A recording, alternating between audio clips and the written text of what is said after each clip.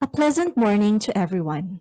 Welcome to the virtual press conference of the Philippine Statistics Authority for the performance of the Philippine economy in the first quarter of 2021 held today, May 11, 2021. I am Ange Aicardo, your host for this event. Before we start, we would like to inform everyone that we are live streamed to the PSA Facebook page. Updates are also tweeted on the PSA Twitter page using the hashtag PHGDP. We are honored today to be joined by our resource persons, Socioeconomic Planning Secretary Carl Kendrick T. Chua of the National Economic and Development Authority, and from the Philippine Statistics Authority, we have Undersecretary Dennis S. Mapa, National Statistician and Civil Registrar General. We would also like to acknowledge the presence of other NEDA and PSA officials who are joining us today.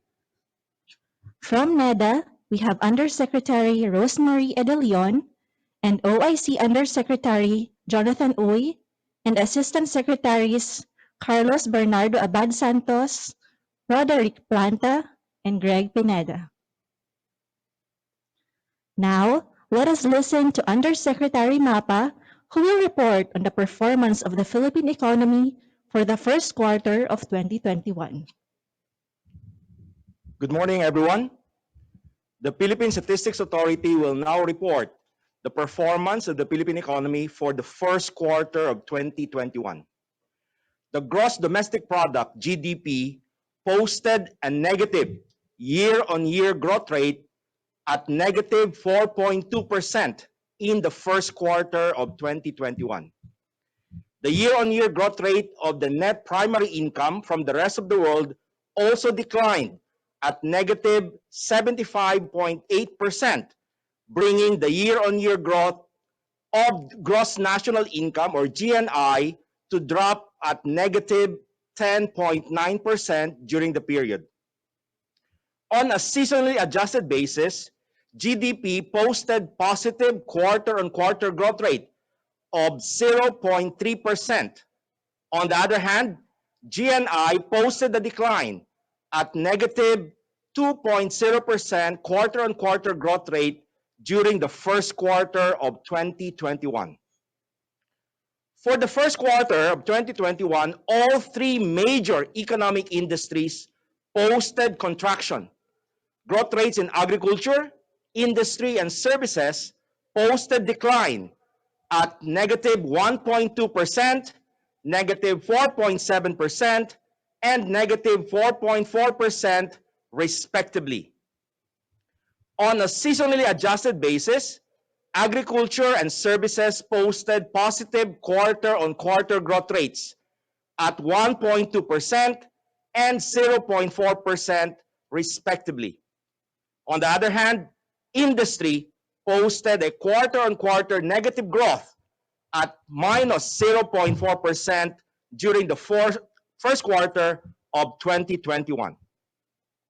With the country's projected population reaching 109.5 million in the first quarter of 2021, per capita GDP growth rate further declined at minus 5.5% from the minus 2.1% in the same quarter of the previous year. Meanwhile, the annual rate of change of per capita GNI and per capita household final consumption expenditure also posted contractions at minus 12.1% and minus 6.1% respectively. All three major economic industries pulled down the growth of the economy in the first quarter of 2021. Agriculture, industry, and services contributed negative 0.1 percentage point, negative 1.4 percentage points, and negative 2.7 percentage points, respectively. Other services, which consist of institutions providing personal care services and entertainment, arts, and recreation services, such as saloons, casinos, and museums, contracted the most during the first quarter of 2021 with a year-on-year growth rate of negative 38.0%. This was followed by construction with negative 24.2%, accommodation and food service activities with negative 20.6%, and transportation and storage with negative 18.8%.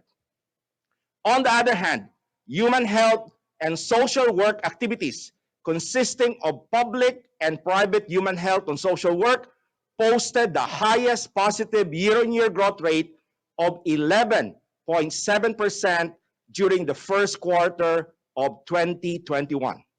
This was followed by public administration and defense with 7.5%, information and communication with 6.3%, and financial and insurance activities with 5.2%. By industry, major contributors to the decline in GDP growth during the first quarter of 2021 were construction with negative 1.6 percentage points, other services with negative 0.88 percentage point, and real estate and ownership of dwellings with negative 0.85 percentage point. On the other hand, positive contributors to the GDP growth during the first quarter of 2021 were financial and insurance activities with 0.5 percentage point, public administration and defense with 0.3 percentage point, and human health and social work activities with 0.2 percentage point. On the demand side, imports of services posted the largest contraction during the first quarter of 2021 with a year-on-year growth rate of negative 33.2%. This was followed by construction with negative 27.2% and exports of services with negative 21.0%. Meanwhile, government final consumption expenditure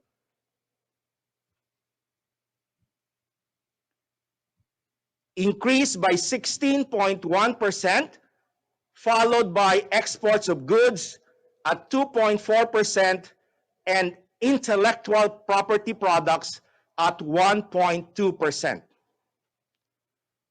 For the first quarter of 2021, major contributors to the decline in GDP growth from the expenditure side were construction with negative 3.9 percentage points, household final consumption expenditure with negative 3.6 percentage points, and durable equipment with negative 1.1 percentage points.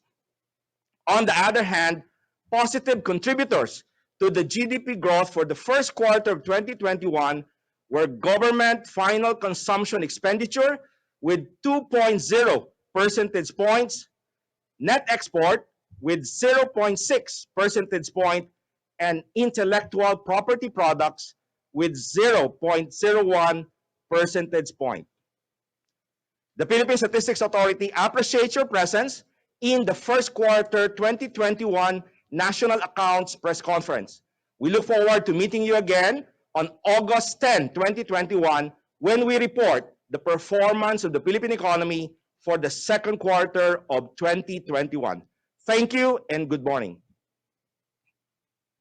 Thank you very much, Undersecretary Mapa. To deliver the joint statement of the economic managers on the Philippine economic performance for the first quarter of 2021, we have Socioeconomic Planning Secretary Carl Kendrick T. Chua of the National Economic and Development Authority.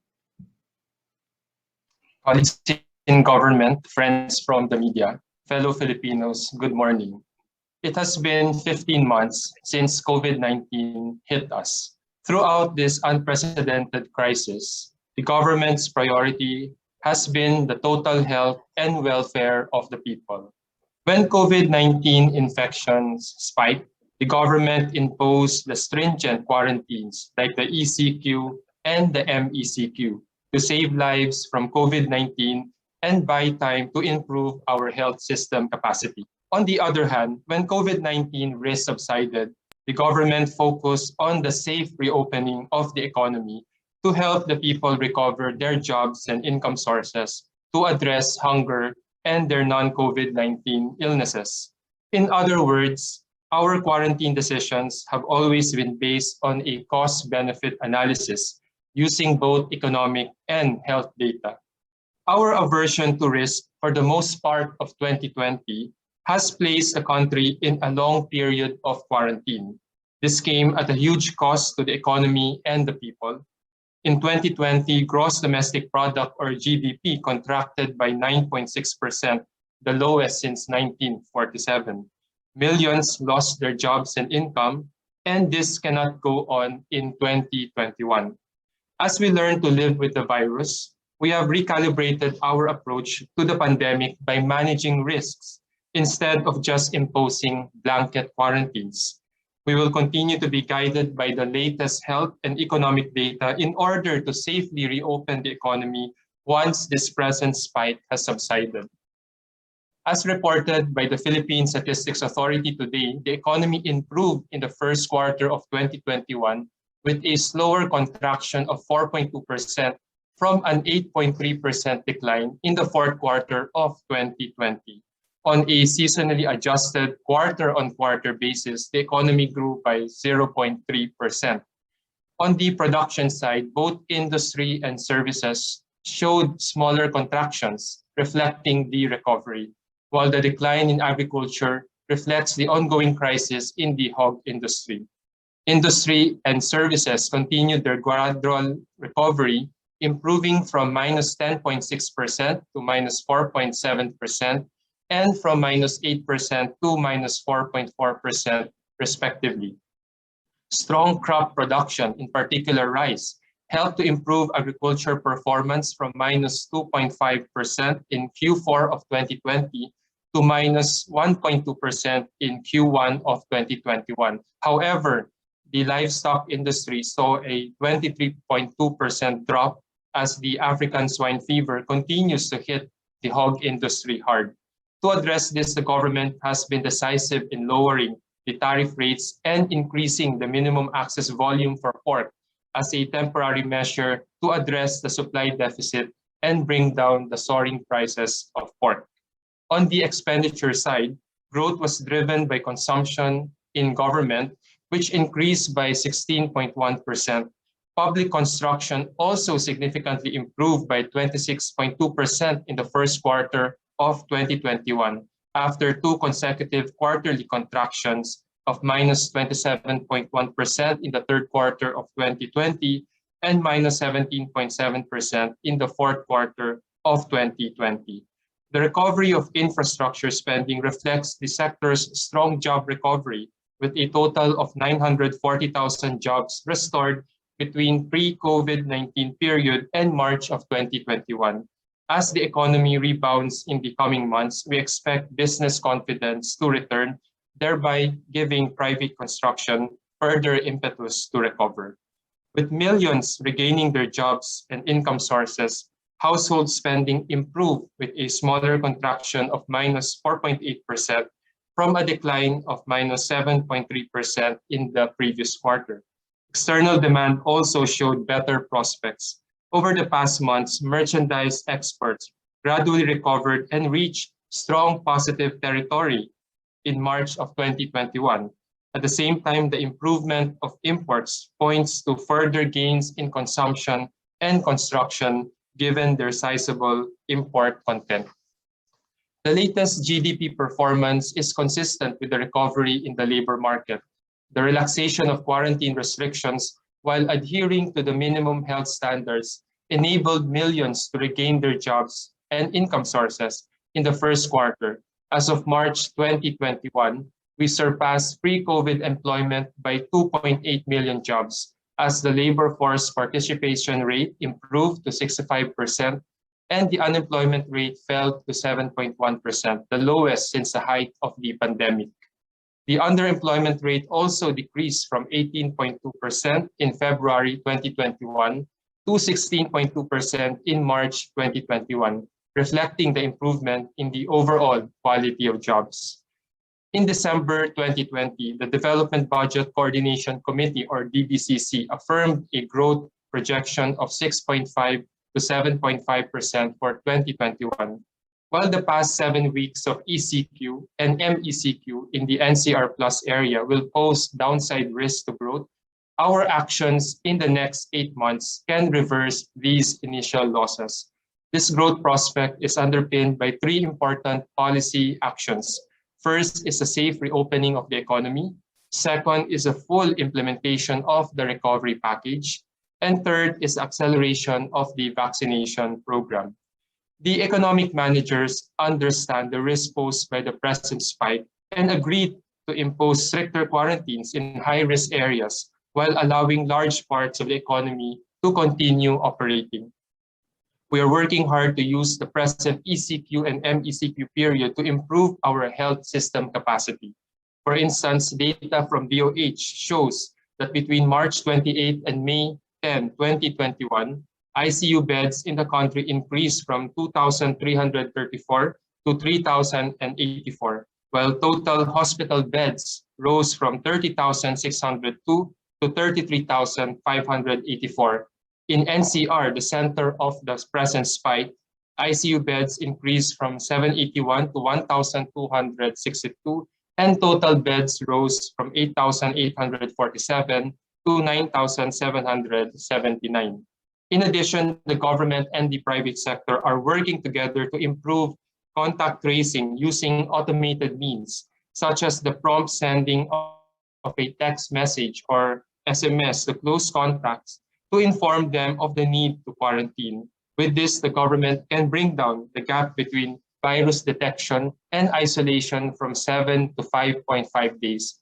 This could potentially reduce cases by around 51% according to the epidemiological models. The latest economic performance shows the limit of economic recovery without any major relaxation of our quarantine policy.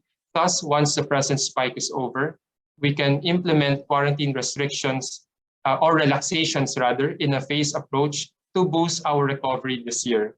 For instance, we can move the NCR towards MGCQ, allow families and their children to participate in the economy, and restart face-to-face schooling in the low-risk areas.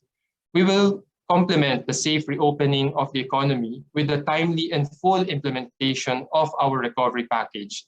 Some 2.76 trillion pesos or 15.4% of GDP of fiscal, monetary, and financial resources have been allocated for this since last year.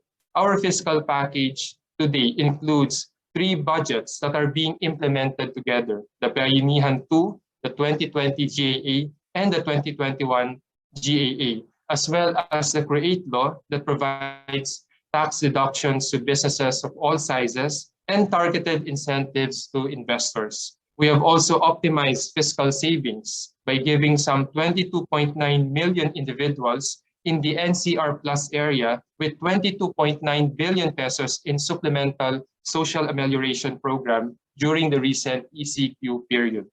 We urge Congress to complete the recovery package by immediately passing the Government Financial Institutions Unified Initiatives to Distress Enterprises for Economic Recovery, or the GUIDE bill. This will assist in the rehabilitation of strategically important companies experiencing solvency issues.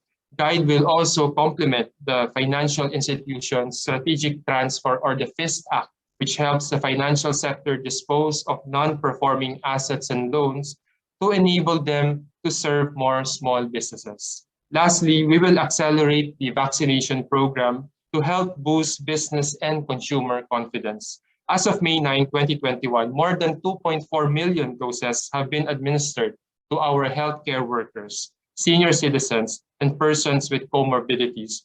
We have also begun the inoculation of frontline workers in essential economic sectors. We expect to cover even more individuals as 2 million doses of the AstraZeneca vaccine arrived on May 8, and 193,050 doses of the Pfizer vaccine arrived yesterday night. According to the National Task Force Against COVID-19, some 27.7 million doses from various sources are expected to arrive by July 2021. All of these will help achieve the goal of inoculating 100% of our adult population, or some 70 million Filipinos, by the end of 2021. Our economy may slow down in early 2021 given recent developments, but we will not backpedal. The country's strong economic position before the pandemic and improving economic data in recent months point to an economy that is on the mend. This time around, we also have much more latitude. Unlike last year's ECQ, the government is taking a more calibrated approach to the present quarantines by addressing the highest sources of risk. Most sectors of the economy, including public transport, are allowed to operate today in the present ECQ and MECQ period, subject to the health protocols. With the trend in COVID-19 cases declining in recent weeks, we can begin to relax quarantine levels and allow more people to return to work. Managing risks and safely reopening the economy are the most effective ways to address hunger and poverty brought about by this pandemic. Everyone's cooperation is in strictly complying with the minimum health standards of wearing a face mask, washing hands, staying at home except to work and buy essential goods and services, and keeping a distance when outside homes will be crucial in averting another spike. We also encourage businesses and consumers to maximize the use of digital platforms for social and economic activities. Our resolve to work together and care for each other will underpin our prospects for a strong and inclusive recovery. Thank you and stay safe. Thank you very much, Secretary Chua. Before we start the open forum, we are pleased to welcome our media partners joining us today via video conferencing. Your press kits will be provided through email. Allow me first to give some instructions so that we have an organized flow to our Q&A segment. We will prioritize the questions sent to us in advance by our media partners, organized by topic. Then, depending on the remaining time that we have for this press conference, perhaps our resource persons can still accommodate other live questions.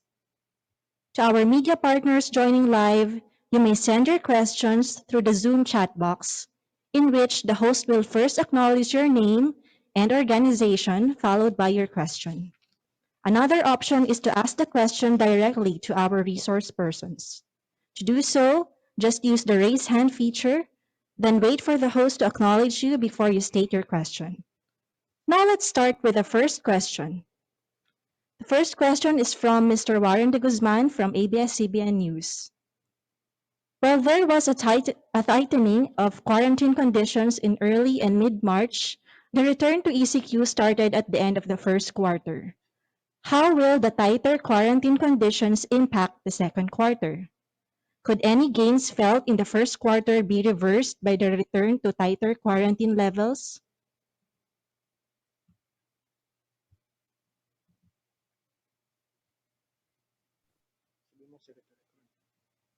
Question is addressed to whom? To me? Secretary Chua. Thank you very much, Warren. First of all, let me highlight the difference between the ECQ last year and the ECQ this year. Last year, we had to shut down 75% of the economy, and there was no public transport. And there were very few sectors in category 1 that were allowed to operate. This year, our approach is very different. We are managing the risk at the highest sources. In this year's ECQ, we allowed almost all in category 1, 2, and 3 to operate, subject to some capacity restrictions. We allowed public transport to operate, subject to the 50% rule or 1 seat apart.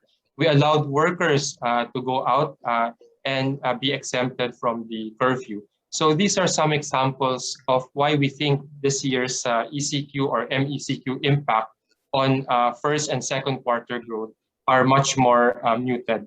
And we will be reviewing this first quarter performance to assess on the trajectory of growth in the rest of the year.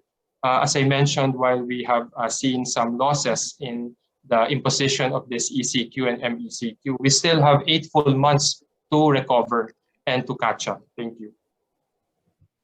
Thank you very much, Secretary Chua.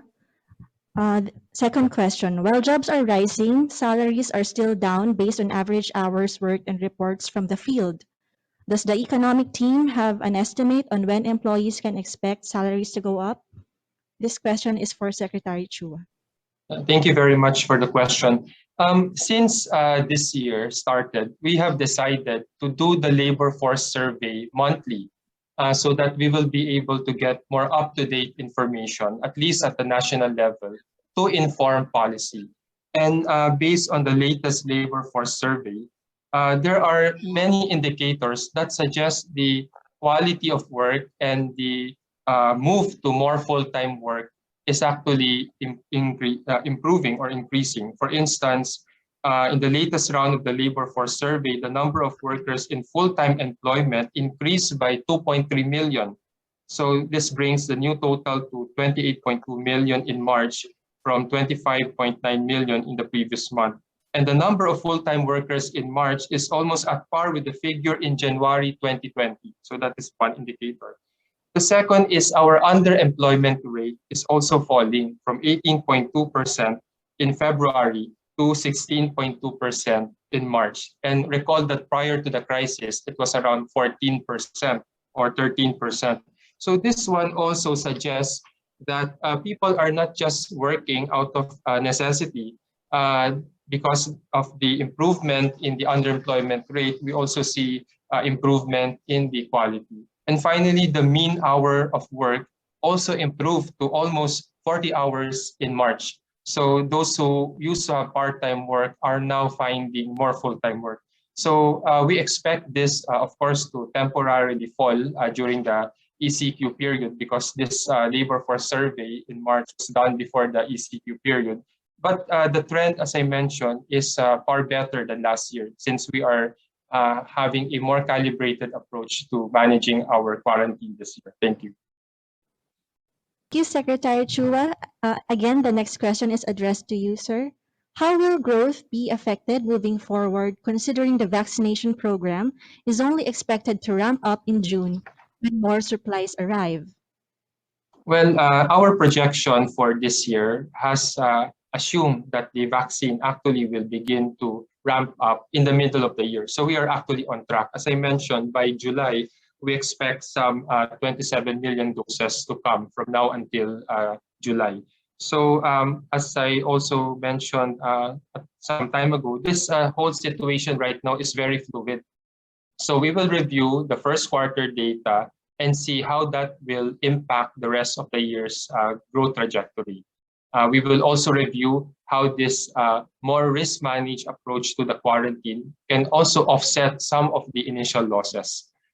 We remain hopeful that as we manage the risk, reopen the economy safely, implement the recovery program, and accelerate the vaccine, we are still able to achieve the targeted growth rate, only if we work together. Thank you.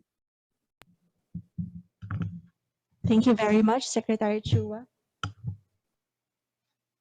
Okay, we have another question from Ms. Naomi Tiburcio of PTV7. Again, this is addressed to NEDA. Given the results of the first quarter 2021 GDP, what quarantine classification would the economic managers now recommend? What is the potential impact of MECQ extension in our economy? And what would be the impact if we go back to GCQ? First of all, the IATF has a criteria that we are following. And two of those are the average daily attack rate and the critical care utilization rate. In terms of the critical care utilization rate, we are below the threshold of 70%. In other words, because we have expanded ICU beds and other beds, we are able to care for those who would be critically or severely ill. On the other hand, the average daily attack rate is still higher than the threshold in some cities in the NCR plus area. However, most of the cases are mild and asymptomatic, 95%. And we think we will be able to reconsider if this can be adjusted. So we will have a discussion with the ITF on this. On the other hand, at the peak of this spike, NCR cases were above 5,000. That was sometime in early April. Today or yesterday, the latest data shows that NCR cases has gone down by 60% or to 2,000. Uh, when we had the MECQ last August, we hit a high of 4,000 cases. And when we hit 2,000 cases, more or less, we moved to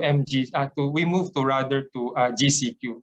So I think these are some indications that show that there is some opening to actually relax the quarantine. But this is, of course, subject to the IATF's collective decision when we do the proper cost-benefit analysis. Thank you. Thank you, Sec Chua. Another question. Which industries should the government need to refocus on to aid economic recovery? How will the construction of COVID vaccine manufacturing plants help in the recovery efforts of the government? First of all, there are some sectors that are not going to recover as fast because those sectors are either non-essential or their nature is to bring people together, such as in entertainment or in tourism. And this is why we have to look at it from a holistic approach. Although we are very concerned about each industry's performance, the best and effective way of helping all industries is to manage the risk so that we can open the economy, get people back to work, create more disposable income so that those income can be used by families and households to support other sectors through their consumption or spending.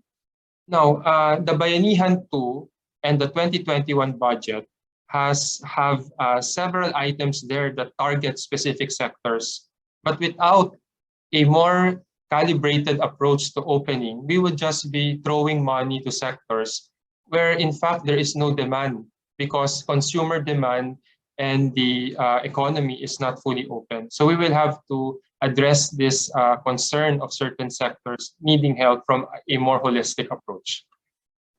Of course, once we have more facilities to produce vaccine, that will help, of course, the industry create some jobs and improve confidence. So we are working on that. Thank you. Thank you, Secretary Chua. Next question is from Ms. Eileen Mencias of Abante. Again, this is addressed to Secretary Chua. The administration is now talking about wage subsidies when businesses have been clamoring for this since last year to prevent closures of small businesses. The subsidies provided by the Duterte administration in comparison to other governments in the region were puny, especially if we take into account the economists in Congress were already calling for a 1 million peso stimulus program. How do you feel about the decision last year to reject the 1 trillion peso stimulus program? Well, first of all, we support the wage subsidy. In fact, the economic team was the first to propose a wage subsidy last year, March, and we gave close to 51 billion peso in a wage subsidy to the employees of small businesses.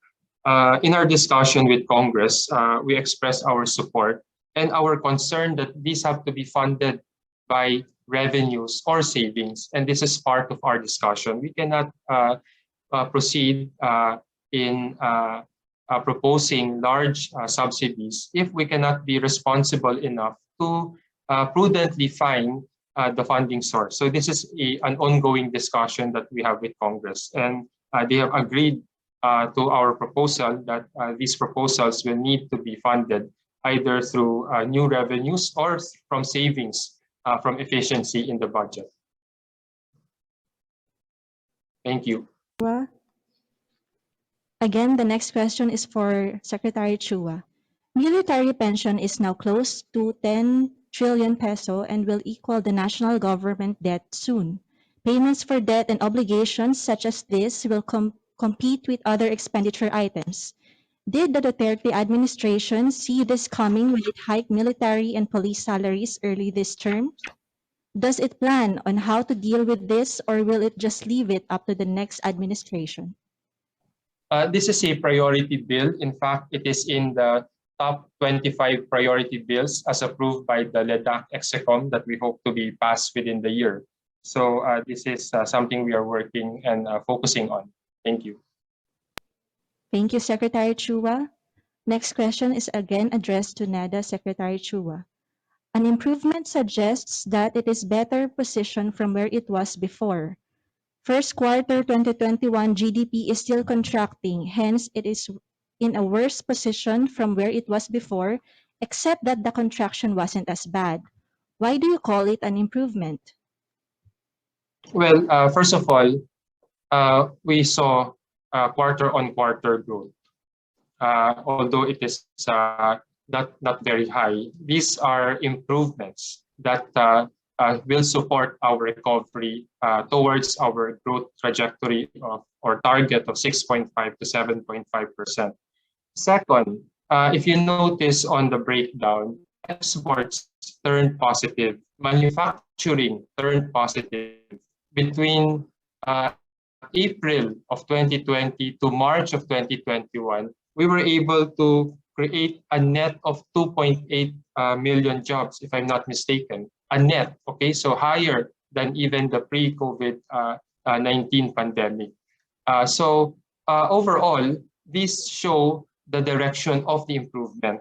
Second, when you compare year on year, we hit minus 17% in the second quarter, and we have gradually improved upon this, and now we are minus 4.2.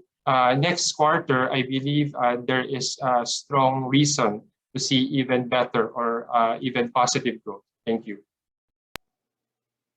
Thank you very much, Secretary Chua. The next question is from Mr. Ben De Vera. This is addressed to NS MAPA. When was the longer recession for the Philippines? How many consecutive quarters? For comparison, in case there may be a year-on-year contraction in the first quarter 2021 GDP, which will likely be the fifth straight month since the first quarter 2021. Thank you very much, Ben. Based on our historical data, the longest period with negative GDP was 9 consecutive quarters. This started during the fourth quarter of 1983, where the economy declined by negative 3.2%, up to the fourth quarter of 1985 with a negative growth rate of minus 2.1%. So this is a total of 9 consecutive quarters. That is based on our historical data. Thank you. Thank you, NS MAPA. Again, the next question is addressed to you, sir. Do we have comparative data on the first quarter GDP performance of the Philippines and other ASEAN countries? Like in the past when the Philippines was called fastest growing. Okay, based on data collected from other economies, among the major emerging economies in the region that have already released their first quarter 2021 GDP growth, of course, China posted the strongest growth with 18.3%, along with Vietnam, 4.5%, while Indonesia recorded a contraction of negative 0.7%. Private sector analysts expect Malaysia to also contract with negative 2.6% and Thailand with negative 3.5%. However, looking at the quarter-on-quarter GDP growth, the Philippines showed the growth, as I reported, of 0.3%. On the other hand, Indonesia contracted by 0.96%. China and South Korea grew by 1.6%, both quarter-on-quarter. Thank you. Thank you very much, NS MAPA. Okay, we have a question from Mr. Prince Magtulis of Philippine Star. Mr. Prince? Hi, sirs. Good morning. I have two questions for Secretary Chua. The first question is, we are at negative 4.2% in Q1, and we have an inflation of around 4.5%. Are you already comfortable of calling this a stagflation scenario?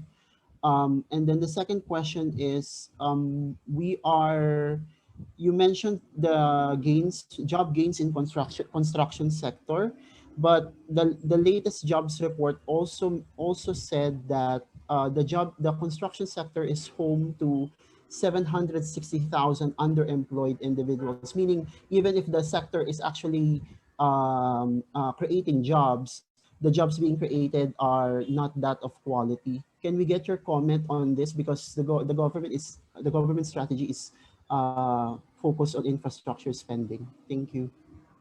Well, first of all, we look at our growth and inflation target on a yearly basis, not on a quarterly or monthly basis. So we would not call it until the data justifies it.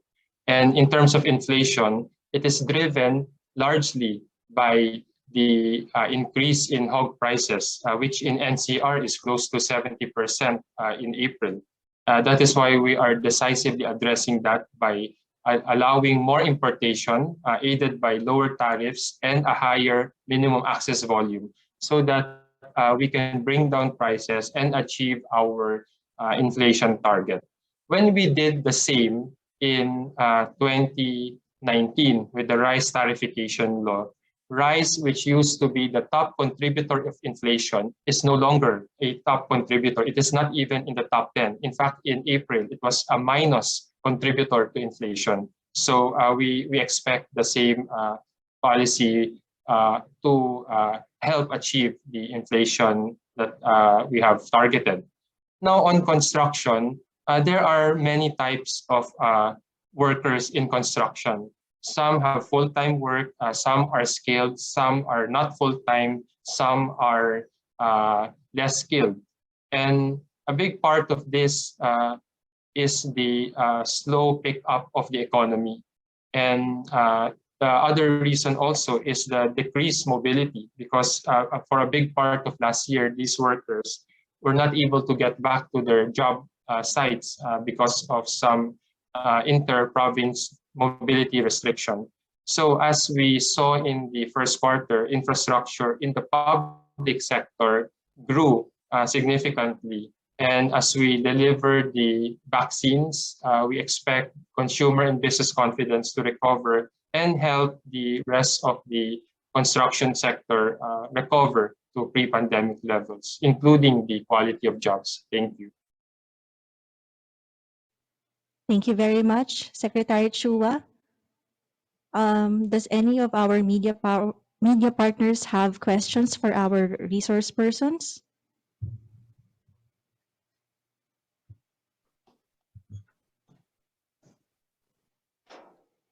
You may use the raise hand feature.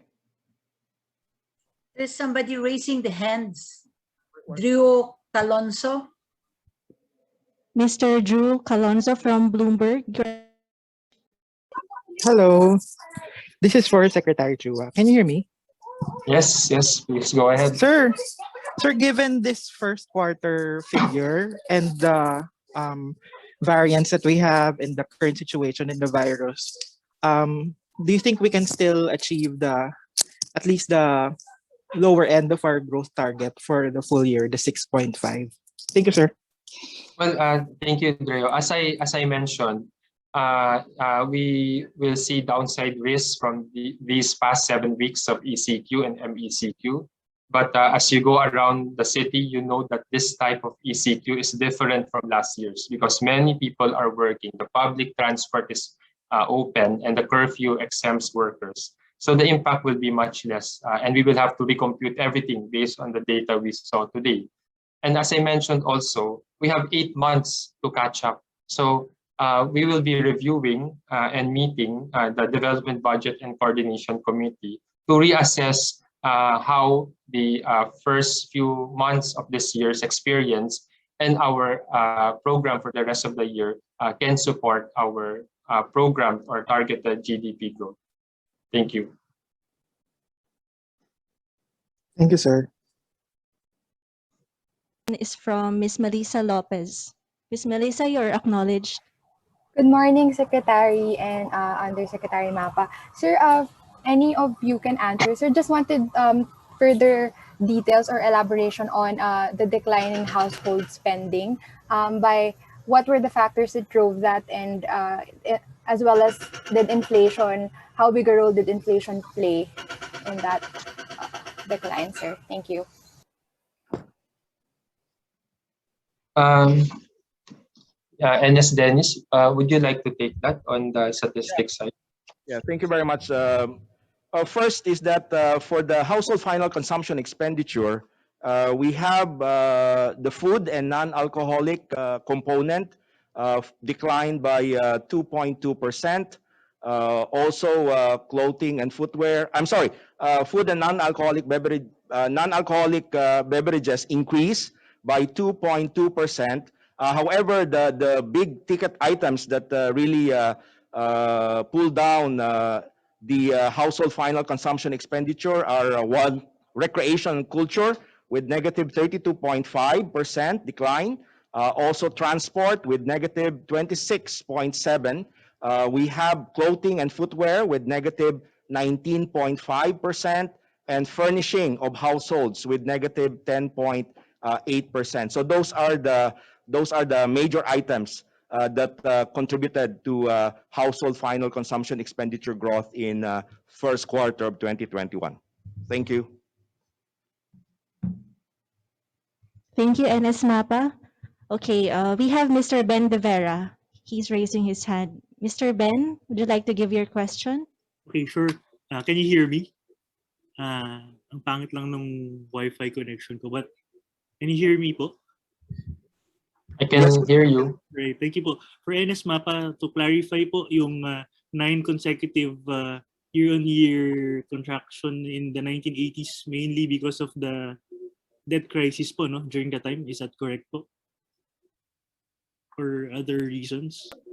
Those are the factors that contributed to the period wherein we have declined 83 to 85 fourth quarter.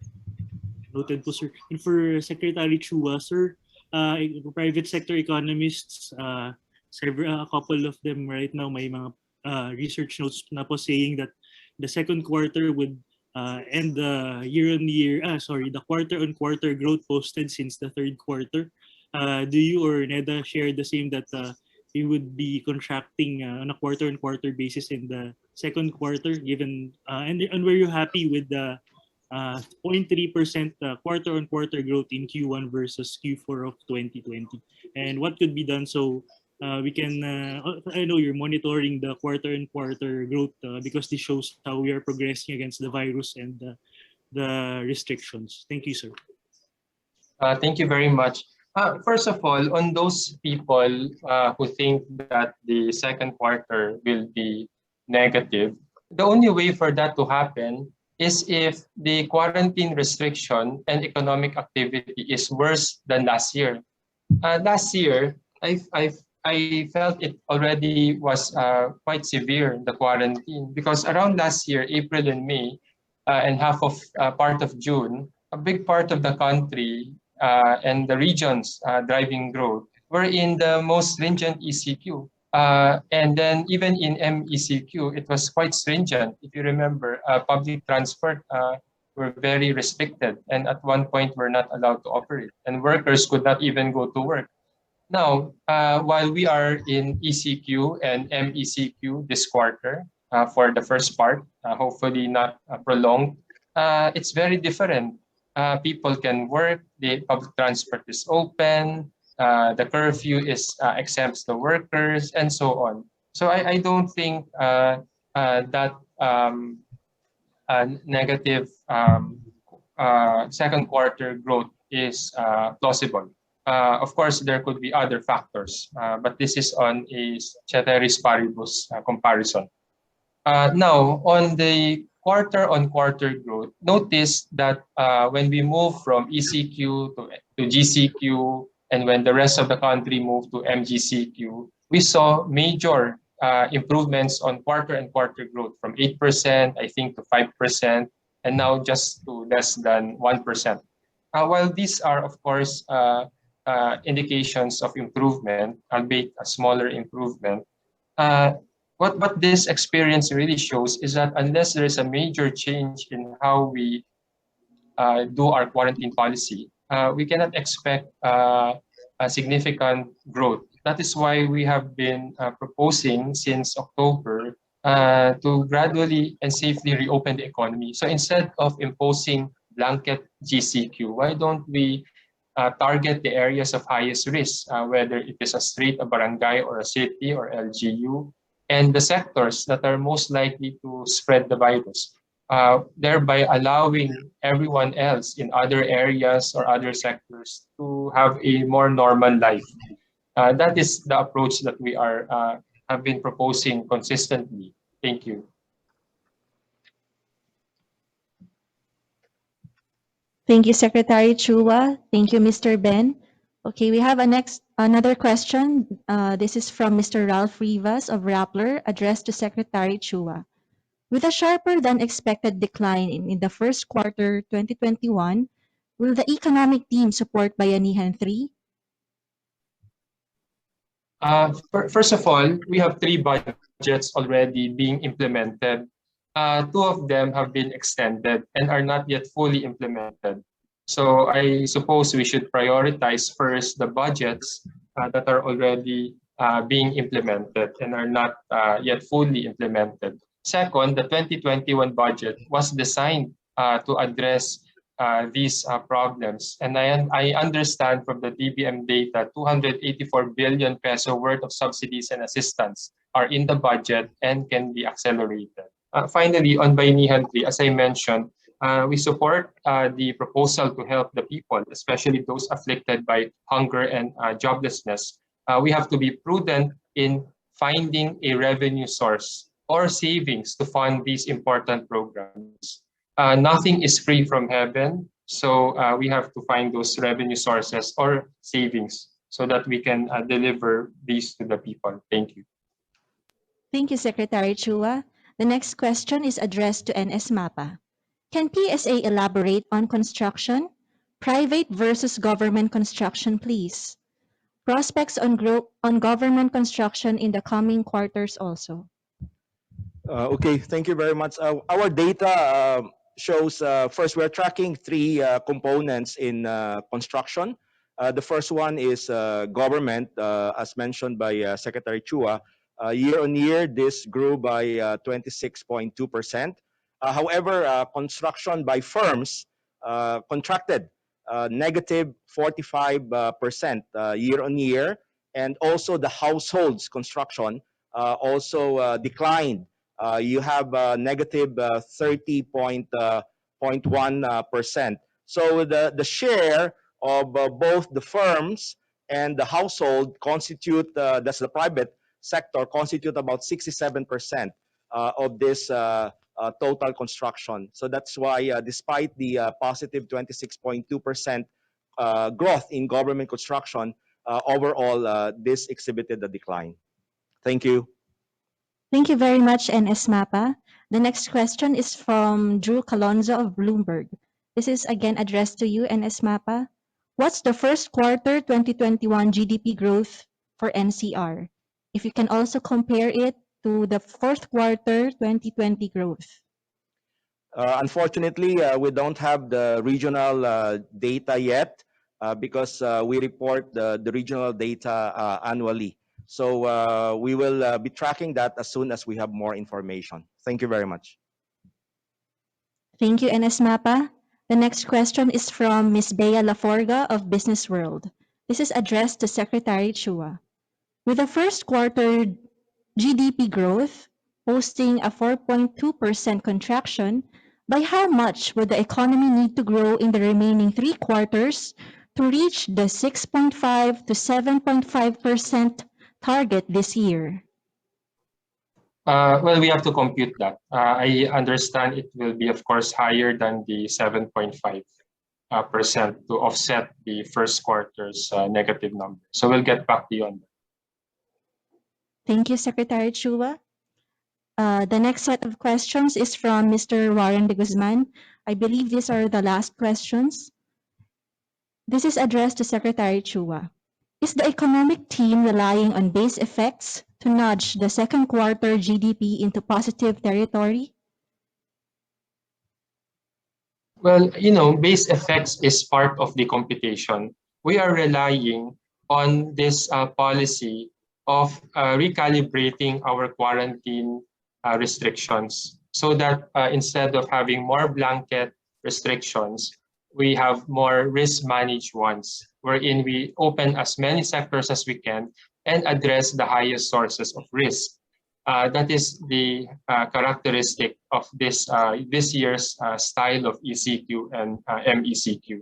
And we hope that with the health improvement that we have seen in the last 2 weeks, we can further increase the quarantine, rather decrease the quarantine levels in the coming week.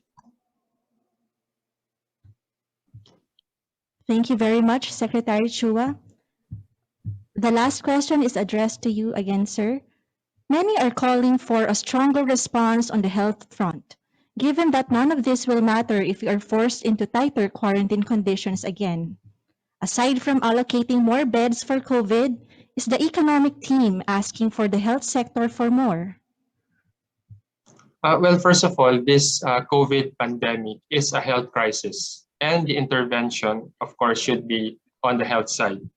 And in the IATF, we have found two critical points that need to be improved further. The first is the critical care capacity, in particular, the number of ICU beds and equipment and the human resource. And as I've shown a while ago, these have improved in the last 7 weeks as we use the ECQ period to buy time to address these. The second critical point is our contact tracing is not as fast as we want. In the model of the epidemiological team, they found that by reducing the number of days between the detect and isolate from 7 to 5.5 days, we will be able to reduce cases by more than half. So imagine NCR right now with around 2,000 plus cases. If we are able to do contact tracing faster, then we will be seeing less than 1,000 cases. So that is the analogy, allowing us to reduce the quarantine level to GCQ or even better.